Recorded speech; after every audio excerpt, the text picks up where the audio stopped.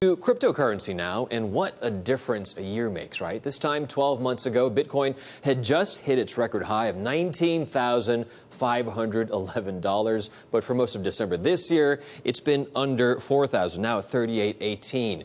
Earlier, I spoke with the founding partner of crypto oracle, Lou Kerner, about Bitcoin's prospects for next year. And he's one of the world's most influential crypto bloggers, and he is still a bull. What it's evolved into today is a store of value. And today the main store of value is gold. It's an $8 trillion thing. Bitcoin today is around $60 billion.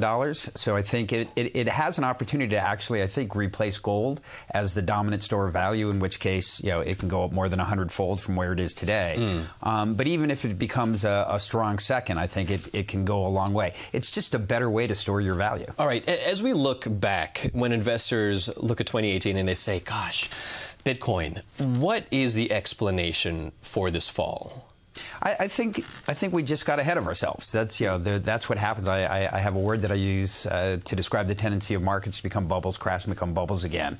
And the word I use to describe that is capitalism. Right? That's what happens. when there's something called Amare's law, which is that the impact of all great technological change is overestimated in the short run and underestimated in the long run. And I think Bitcoin and the broader kind of crypto category, which is this whole new computing platform of blockchain, cryptocurrency, smart contracts and such, that the disruption from that is going to be greater than the disruption that we saw from the internet. And Bitcoin is kind of the early leader, kind of like the Yahoo of its day. And while it's a massive thing, it's not the thing. Right. The fall of the NASDAQ was down by about 78%, and Bitcoin also fell about 78%. So we're seeing that kind of match there. That begs the question, if we got ahead of ourselves, when do we unget ahead of ourselves then? Sure, and that's the right question, and the truth is nobody knows the answer to that, right? If this is a thing, and we really believe that in 20 years this will have created trillions of dollars in value, similar to how the internet has,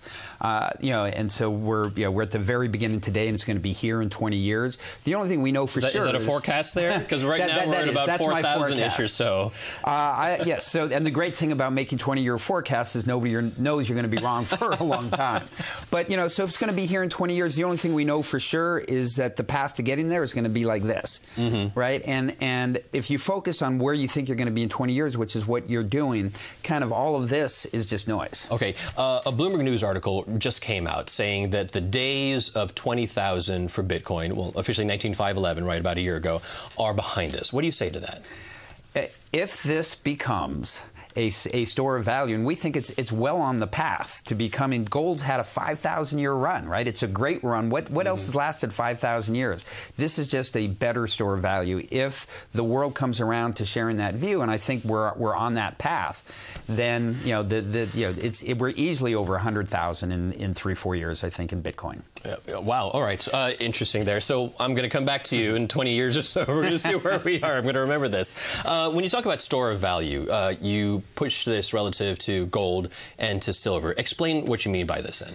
Well, if you take a look at the history of currencies over time, 100% of them up until 400 years ago went to zero, right? And the truth is, if you think about the dollar, right, it's a Ponzi scheme, and it's fine. This is how governments work. Nobody thinks we're going to ever pay back the debt that we have. We're never going to pay back $20 trillion plus of debt. And by the way, there's going to be more tomorrow and more the day after. So the only way, if you want to maintain your ability, your purchasing power, the only thing that's held up over time has been gold. That's how you store your value. Over time, all currencies degrade, and eventually they all go to zero. So today, $8 trillion is stored in gold, in value, that people are saying, I don't want to hold the dollar, I don't want to hold, it's a part of a diversified portfolio generally.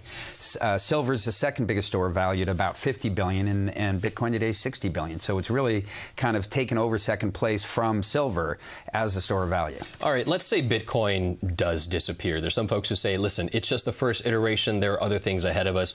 What would that or those be? Well, Bitcoin started off to be a digital currency. And it can still potentially become one, but the problem is as really the first iteration of a decentralized entity that achieves scale, there's not a functional governance for Bitcoin. So Bitcoin really, really struggles to evolve. So all it can really be, it can be a store of value. It doesn't need to evolve to be a store of value. It needs to evolve to be a digital currency. And so we think that there will be digital currencies. We think governments are going to issue their own digital currencies, but they'll be, they'll obviously be pegged to their, to their regular currency, and they'll degrade over time. So we think that pure digital, non-government, digital securities where how many dollars or whatever it is that they're going to be. The problem is nobody knows how many dollars are going to be tomorrow other than they're going to be more. All right, to sum it up for 2019 for investors on Bitcoin, final word? It's going up.